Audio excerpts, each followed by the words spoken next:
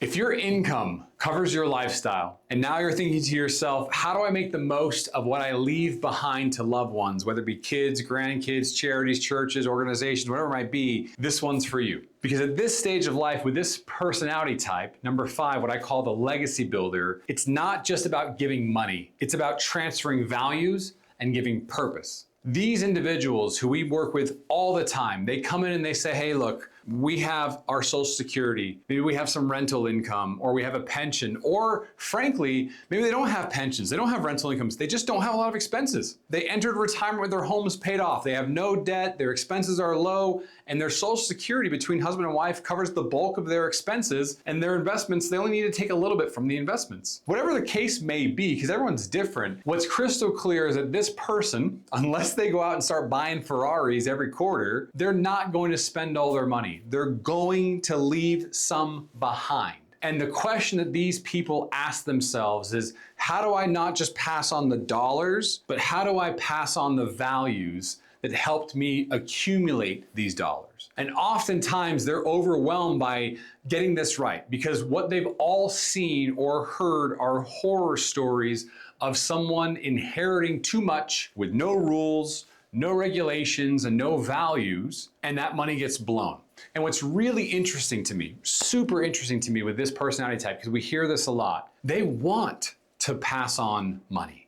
They want to, they're not trying to spoil the kids. In fact, they don't want to do that. They don't want to spoil the kids, but they want to help them out. You know, a lot of our clients, maybe they got some help from their parents, or maybe, you know, they realize how expensive the world has become and how insane home prices are for young families now. So they want to try and do something to help out with, maybe it's a first-time home purchase, or maybe it's to help fund a college, you know, admission, or to go on a mission, or any one of the things that families come up with. But they're so afraid of doing it in a manner that could cause, what's the word I want to use here, guys? I'm going to say in a manner that could cause the person receiving it to not really appreciate how hard the person giving it had to work to get that money. And so one of the things we talk about with our clients all the time is, number 1, let's pass on purpose. Let's pass on value. Let's pass on not just an inheritance, but let's pass on a heritage. Can we work on the estate planning side, or the legacy planning side, with your estate team if you have one, and if not, we have one? Can we work with them to create things like a family constitution to help the family put into words what matters most to them, so that when they pass the money on in their trust, there are some rules on what it means to inherit those dollars, what it means to be a quality member of society, what it means to inherit those funds to pay for a college, or pay for a mission, or buy a home, or buy a car, or start a business, or whatever it might be. But how do we honor the time and energy that it was spent to create those dollars and make sure it's not forgotten by those who receive it? And we need to look at things like taxes. We need to look at things like the family dynamics, right? Who should get cash maybe versus who should get properties, or whatever it might be.